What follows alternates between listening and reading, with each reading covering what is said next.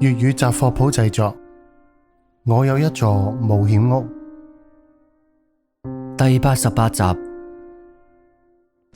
原本空蕩蕩嘅課室裏邊，唔知幾時開始坐滿咗學生。講台上邊仲企住一個又矮又肥嘅老人。課室裏邊嘅場景，范旭嘅姑姐都睇得到嘅。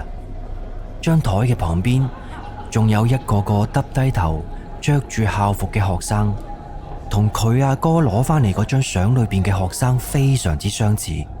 佢仆咗喺地，面上邊全部都係驚恐嘅表情，手腳有啲唔聽使，半日都爬唔返起身。姑爹係咩嚟㗎？噓，唔好講嘢。陳哥急急腳咁行到范旭姑姐嘅身前，一手扯住佢就向住教學樓外邊跑。快啲行啦！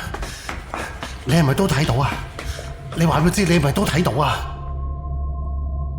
傳說係真嘅，唔理嗰啲學生嘅死因係乜嘢，佢哋到最後都係翻返嚟呢間學校裏邊。睇相同親身經歷係完全兩種唔同嘅感覺。范旭嘅姑姐嚇到眼都突埋，佢好似唞唔到氣咁，聲音斷斷續續。陳哥拖住范旭嘅姑姐就跑到嚟教學樓門口。喺離開嘅時候，佢又再一次回頭望咗一眼嗰間課室，只見門窗緊閉，裏邊漆黑一片。我入咗嚟間學校咁耐，都冇俾佢哋攻擊過。睇嚟滯留喺呢間學校入邊嘅靈體，唔係嗰啲咩惡鬼喎。係唔理啦，快啲走出去先講啦。陳哥咁諗係有一定依據嘅。俾范旭爸爸逼癲嘅女仔係喺最後一間課室自殺，而課室裏邊嘅靈體企出嚟幫助佢。之前警告范旭爸爸亦都係呢間課室嘅靈體，雖然方法唔太妥當，但係佢哋都係想保護呢間學校嘅學生。陳哥扶住范旭嘅姑姐嚟到牧陽中學正門，匿喺破爛嘅校門旁邊避雨。過咗午夜12點之後，佢都唔敢繼續匿喺嗰3棟教學樓裏邊。再加上身邊仲有范旭姑姐呢個變數存在，佢想唔謹慎都唔得啦。雨勢慢慢減弱，凌晨1點幾嘅時候，喺牧陽中學外面有啲光出現。陳哥見到咁嘅情景，即刻打開手電筒，並且大嗌：我喺度啊！呢一邊啊！嫌疑人已經俾我控制住啦！灌木被推開，一行人着住雨衣，硬生生咁踩出一條路嚟。陳哥本嚟聲音好大，但係等佢望真帶隊嗰個人之後，即刻就有啲心虛啦。陳哥，點解又係你嘅？一個星期之內連續3次緊急出境通知，都係因為你呢個啊！西城派出所建所35年以嚟啊，都係第一次遇到你啲咁嘅人。你知唔知啊？報警中心嗰啲人啊，都認得出你把聲啦。李隊講到陳哥都唔知講咩好啦，佢都覺得有啲唔好意思，即刻就將范旭嘅姑姐扶起身，向住李隊行過去。你哋幾個幫我開咗學校道門佢。收到。陳哥，呢個女士就係受害者啊？阿李隊啊，唔係啊。呢個女嘅係兇手之一啊！咩話？兇手之一？咁即係話裏邊仲有其他嫌疑人？唔係啊！各單位注意，學校裏邊可能仲有其他嫌疑人，大家打醒12分精神啊！李隊啊，你聽我講埋先啦。做乜嘢？另外一個兇手呢，已經死咗噶啦。咩話？咪你慢慢講，詳細講好冇？其實呢，就係呢個女嘅阿哥。佢有一個癖好就係偷窺，咁佢阿嫂知道呢件事之後就話提出離婚，咁結果佢阿哥又將阿嫂殺咗，咁啱而家呢個嫌疑人佢又睇到佢阿哥行兇嘅場景，為咗自己唔好俾佢阿哥殺，所以佢又將佢阿哥殺咗咯。咁即係防衛過當致人死亡？我唔知係唔係啊，但係如果真係咁嘅話，呢個女嘅應該第一時間報警先啱噶。但係佢殺咗人之後，佢係自己親自搞掂咗現場㗎喎。件事喺3年前發生嘅，而家死無對證㗎啦。我知道嘅呢啲嘢都係佢話俾我知嘅。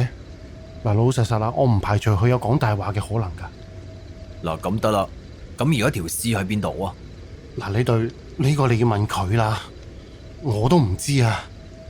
陳哥都好想知道深井嘅位置。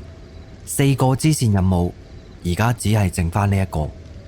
喺盤問犯人方面，李隊肯定比陳哥更加之有經驗。佢從旁邊嘅人手裏邊接過乾淨嘅毛巾，遞咗俾范旭嘅姑姐。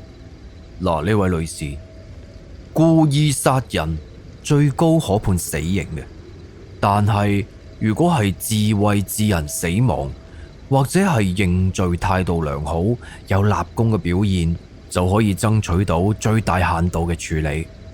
范旭嘅姑姐拎住毛巾，粒聲唔出。佢對死亡其實冇乜特別嘅畏懼。你諗下你自己身邊嘅親人，你呢個年紀應該都有自己嘅小朋友噶。如果你拒絕配合，好有可能你呢一世都見唔到佢哋噶啦。呢一句話一出口，范旭嘅姑姐就開始動搖啦。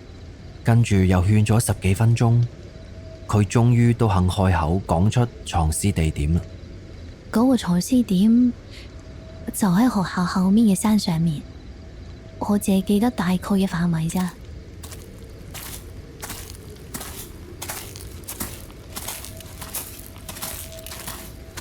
佢帶住警察同陳哥貼住護欄嚟到學校後門嘅一座小山上。我阿哥條屍就收埋喺個井入邊，當時呢度山體滑坡，而家連個井口都封埋咗噶啦。牧羊中學周圍連條似樣嘅路都冇，大型嘅車輛就入唔到嚟，想要揾到嗰個井，只可以靠人力。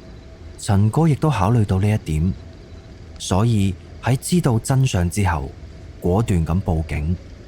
呢對啊，其實既然佢咁樣講，不如我哋盡快證實一下，係咪就係喺呢一度？如果唔係拖到聽日早上，好有可能會延誤到個案情喎。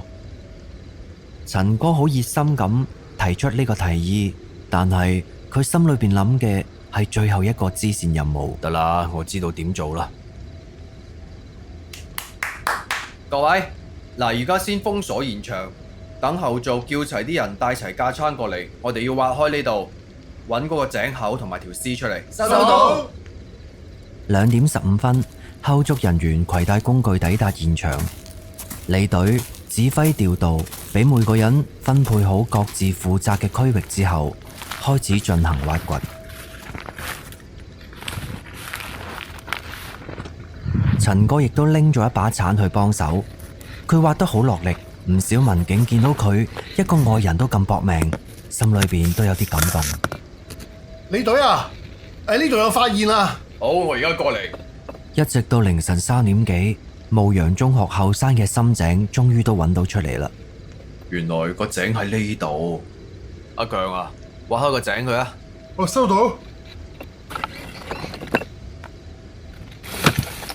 一直到早上4點30分，井口挖開之後，裏邊有2具屍體被警方搬咗出嚟，亦都喺同一時間，陳哥嘅黑色手機輕輕咁震咗一下，佢收到咗任務完成嘅提示。玩家喺規定時間抵達任務場地，完成體驗4條支線任務，並存活至天光。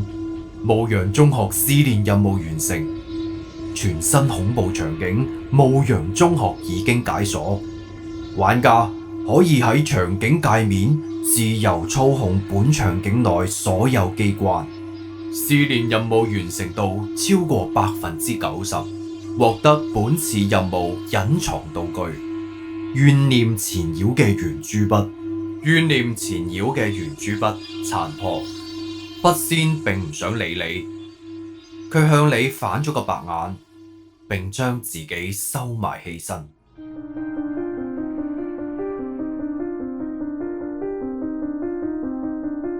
本集已經播放完畢，多謝你嘅收聽，再見。